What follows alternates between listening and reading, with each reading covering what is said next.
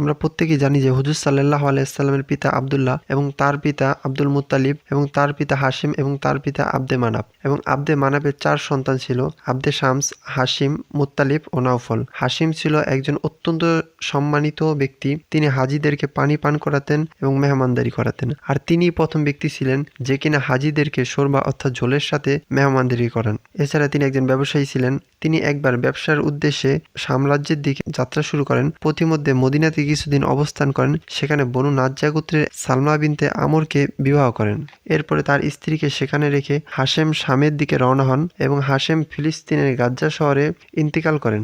এদিকে হাশিমের স্ত্রী সালমা বিনতে আমের এর মদিনাতে সন্তান ভূপিষ্ঠ হয়। নবজাতকের মাথার চুল ছিল সাদা, তাই তার নাম রাখা হয় সাইবা। হাশেমের ছেলে তার মায়ের কাছে নানি বাড়িতে লালিত পালিত হতে থাকে, কিন্তু এই খবর হাশেমের ভাইয়েরা ও মক্কাবাসীরা জানত না। হাশেমের ছেলে সাইবা যখন 10 বছরে পৌঁছায় তখন হাশেমের ভাই মুত্তালিব নিজের ভাতিজাকে মক্কায় আনার জন্য মদিনার উদ্দেশ্যে রওনা হয় এবং মদিনায় পৌঁছানোর পর যখন নিজের ভাতিজা সাইবাকে দেখতে পায় কান্না করে দেয় এবং বুকে জড়িয়ে ধরে আর তাকে উটের পিঠে করে মদিনার দিকে রওনা করে। কিন্তু সাইবা মায়ের অনুমতি ছাড়া মক্কায় যেতে অস্বীকার করে।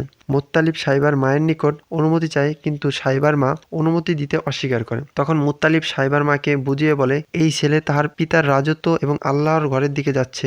এই কথা শোনার পর সাইবার মা মক্কায় নিয়ে যাওয়ার অনুমতি দেয়। অনুমতি পাওয়ার পর মুত্তালিব উটের পিঠে করে মক্কার দিকে অগ্রসর হয়। মক্কা নগরীতে পৌঁছানোর পরে সাইবাকে মুত্তালিবের সাথে দেখে মক্কাবাসীরা এই বলতে শুরু করে যে এটা আব্দুল মুত্তালিব অর্থাৎ মুত্তালিবের গোলাম। আর উত্তরে মুত্তালিব বলে না, এটা আমার ভাতিজা হাশিমের ছেলে সাইবা। এরপর থেকে হাশিমের ছেলে সাইবা আব্দুল মুত্তালিব নামে পরিচিতি লাভ করে। পরবর্তীতে কোনো এক সময় হাশিমের ভাই মুত্তালিব মৃত্যুবরণ করে এবং হাশিমের ছেলে মুত্তালিব আস্তে আস্তে সকলের নিকট প্রিয় হতে শুরু করে এবং নিজের সম্প্রদায়ের নিকট এত পরিমাণে মান মর্যাদা লাভ করে যে তার বাপদাদারা কেউ লাভ করতে পারে না।